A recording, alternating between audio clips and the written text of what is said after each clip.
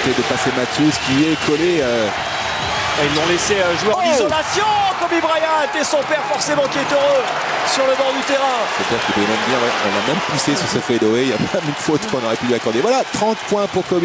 Comme toujours dans cette série. Un peu plus de 50%, ce qui est remarquable vu le traitement qu'il subit. Et Fisher là qui ne lâche pas Deron Williams. Et c'est voilà, Artest qui s'occupe de Corver. Ouais, il est passé Williams, Corver est tout seul. Corver était tout seul à 3 points, ça offre. Et Artest, qu'est-ce qu'il a été aidé au rebond alors qu'il devait uniquement s'occuper de son joueur. C'est le 5e panier à 3 points du match pour Kyle Corver. Il n'a rien raté à 3 points. 100% de réussite à 3 points. Pratiquement rien raté dans le match. À 9 sur 10, c'est invraisemblable. Quel match! Utah est devant, plus 2. Fixation, Fisher, l'extra passe, Artest, la réponse, et c'est trop court. Oh, le gros rebond de Matthews. Faute de Pau Gasol. Énorme rebond de Matthews.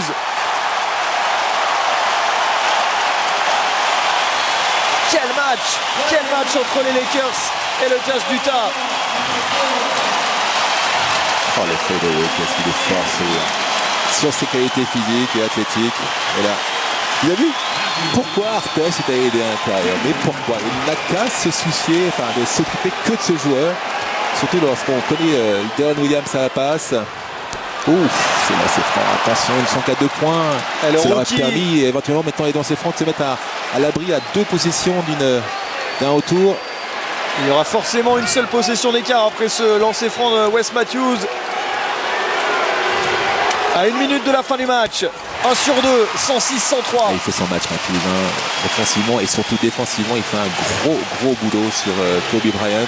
Matthews qui avait marqué 19 points dans la victoire, la seule victoire cette saison en saison régulière d'Utah face aux Lakers le 12 décembre dernier. Kobe Bryant à 3 points. C'est invraisemblable. Kobe qui égalise, 106 partout. Il prend tous les risques, il prend toute la responsabilité de ce match sur ses larges épaules. Il a l'habitude maintenant. On rentre dans la dernière minute, on sait que c'est la minute de Kobe Bryant en général. 33 points pour Kobe. Deron Williams, le slalom de Deron Williams. Oui, les grands joueurs n'ignorent jamais. C'est là qu'on voit la qualité. C'est là qu'ils justifient leur salaire. énorme salaire. Parce qu'ils prennent des shoots, mais vraiment. Utah est devant, plus 2. On attend la réponse de Kobe Bryant. Fisher à 3 points, il est très loin. Oh, Derek Fisher à mettre derrière la ligne. C'est invraisemblable. Qui disait que Fisher était le maillon faible de cette équipe de Los Angeles? C'est boufflant. Je l'ai dit. Bon. Je le retire tout de suite. 19 points pour Derek Fisher. Et là, il y a un ballon. Un stop de Los Angeles et c'est gagné. C'est Matthews. Derek... bien joué, belle fixation. Kobe qui s'est jeté. Matthews, c'est raté. Le rebond pour Boozer, pas de faute là-dessus. Pas de faute là-dessus. Oh, le Boost qui avait pris ce rebond là-bas pourtant et oui, il peut hurler, j'ai l'impression qu'il s'est fait un petit peu casser les 2 bras. Alors que le papa de Kobe est très bien accompagné. regardez, Kyle Boozer, quel ballon semble-t-il, il récupère le ballon et là... Ah oui, il y a la faute de Fisher dans le geste en tout cas. Fisher, l'homme de ce match, malgré les 33 points de Kobe Bryant. 4 sur 6 maintenant, attention, il est à 94 dans la série, c'est bien. C'est plus que bien, on peut... Allez, on va rien dire. Et ça rentre. Pour les Lakers, c'est Kobe Bryant, plus 2. Ouais, bien c'est intéressant, celui-là il mettrait ce deuxième lancé franc. Ça va être un shoot à 3 points, Corver, on le sait. C'est annoncé. Sur la prochaine possession. C'est intéressant de savoir combien il y a de fautes à donner là. Ils sont déjà dans le bonus ou pas. Et là, sur 7 secondes 8, 2 sur 2 pour Kobe. Ça doit être un temps mort, mais bien sûr demandé par Jerry Sloan. On sait qu'on peut récupérer le ballon au milieu du terrain en NBA. On gagne du temps. Et ça fait 35 points dans ce match pour Kobe Bryant. 35 points avec une fois de plus un saut shoot là à 3 points qui vaut double pratiquement, qui vaut une victoire, qui vaut un 3-0 et un énorme avantage maintenant pour la qualification à cette finale de conférence. Et celui-là, regardez où il est. Il est à 1 mètre derrière la ligne. Il a Kyle Korver qui lui saute dessus. Il est à 8 mètres, il est à 8 mètres 50 là. Il y a un joueur de 2 mètres qui lui vole dans les pattes. Il est 1 mètre derrière la ligne et il marque sans toucher le cercle. Ouais, bien en rythme. Quel match de Derek Fisher. Mais quel match d'ailleurs de Korver, vraiment une intensité, une adresse, vraiment des matchs comme on les apprécie. Utah ne mérite pas d'être mené 3-0, Richard. Ouais, c'est ce qu'on avait dit. On est malheureux pour eux. Matchs, ils auraient très bien pu gagner les 2 premiers matchs. Ils les ont perdus. À chaque fois, Los Angeles trouve la ressource pour bien les stocker au dernier moment. Attention, pas de 3 points, pas de faute prématurée. C'est Artest qui est derrière Korver. À la limite, il faut changer sur tous les croisements, tous les écrans.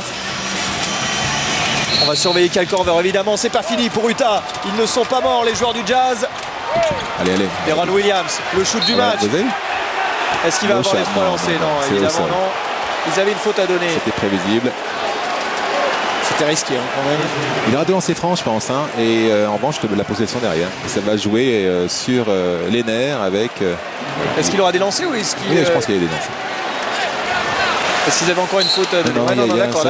Et ça va jouer, je vous dis, au mental derrière, parce que forcément, derrière Utah va faire une faute rapidement. On s'y arrêter le chrono immédiatement. Stratégie à l'européenne pour Phil Jackson. Les coachs NBA n'aiment pas faire ça d'habitude. Oui, mais ils apprennent. Comme il s'agit de gagner, il s'agit pour se qualifier pour la finale de conférence. Tout est bon à prendre. Oh, c'est dedans. Un petit peu tendu ce shoot, mais ça rentre. Est-ce qu'il va faire exprès de le rater pour chercher une claquette? Non, il va faire un faute derrière. Ils sont trop grands quand même. Ils ont fait rentrer Bynum. Vous avez vu, Phil Jackson a tout compris. Il sait très bien qu'il y avait cette option-là. Donc il a sans doute fait rentrer Bynum, Pau Gasol pour assurer le rebond. En revanche, il faut absolument vite fait se libérer, lâcher le ballon à un shooter tranquille de lancer franc. 2 sur 2, un point d'écart, il faut faire faute. La remise en jeu, vite. Voilà. Vous avez vu, il voulait absolument pas donner le ballon à Bynum qui était pourtant tout seul. Il préférait demander un temps mort. Bynum, il a marqué aucun panier dans ce match, c'est normal. Et puis au lancer franc, c'est pas ça, 59% dans ses playoffs. Bynum lancer franc, exactement. Il est à 13 sur 22. Pas très rassurant. 6 secondes encore à jouer dans ce match. On va sans doute retrouver un Laker sur la ligne des lancers francs. Et ça peut jouer encore, c'est pas gagné encore pour les Lakers. Et on sait que le public est très chaud, ça sera difficile de marquer les 2 lancers. Et quel panier à 3 points de Odom aussi. Le fadeaway de Kobe. Vous avez vu cette fin de match, les actions pourtant une très bonne défense de Utah et la réussite. Ils n'ont rien loupé dans les 4-5 derniers shoots. Et les Lakers qui étaient menés les 3 quarts du match. 35 points pour Kobe. Et oui, avec surtout, on voit dans cette série l'apport du banc sur le 3e match avec 20 points, ce qui est 9 seulement dans le match 2, on l'a vu. Allez, oh la faute. Oh là, ballon perdu! Ballon perdu par les Lakers, temps mort! Utah à la balle de match! Utah à la balle de match! Qui l'eût cru, Florent? Eh oui, on annonçait un Lakers déjà sur la ligne des lancers francs. On n'avait pas prévu ce scénario. Shannon Brown qui commet cette perte de balle avec une passe en direction de cet homme-là, Fischer. J'avais l'impression qu'il y avait une faute sur Fischer là qui est un petit peu retenu.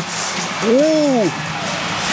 Utah à la balle de match. Fisch qui est là au milieu, là il tourne, un petit cœur, et là la mauvaise passe. Oh, il y a une faute monumentale de Matthews. C'est à nouveau Matthews, il a fait 12 fautes dans ce match. Il a ralenti, il a tenu au niveau du bassin. Regarde, il le tient au niveau du bassin. Maintenant. Les arbitres ont avalé leur sifflet là-dessus. C'est incroyable. Et temps mort tout de suite demandé par Korver à 4 secondes 4 exactement. C'est le temps qu'il reste à Utah pour gagner ce match 3. Bon, on n'a pas d'autre choix que faire un stop maintenant.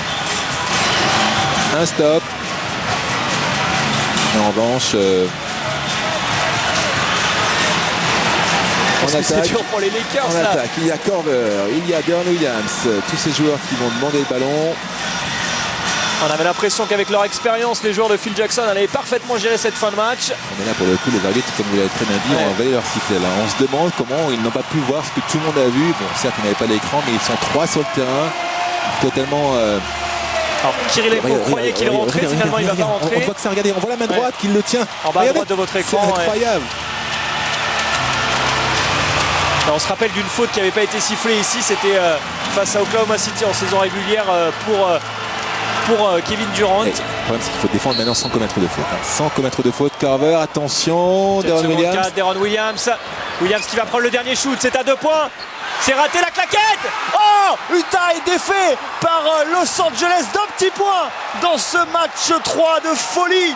Los Angeles s'impose 111 à 110. Los Angeles mène 3-0. Il peut sourire Kobe Bryant, franchement. Il peut aussi féliciter ses coéquipiers. Ils ont fait un match vraiment de champion ici, dans une ambiance hostile face à une équipe de Utah remarquable d'envie et d'engagement. Mais ça n'a pas suffi.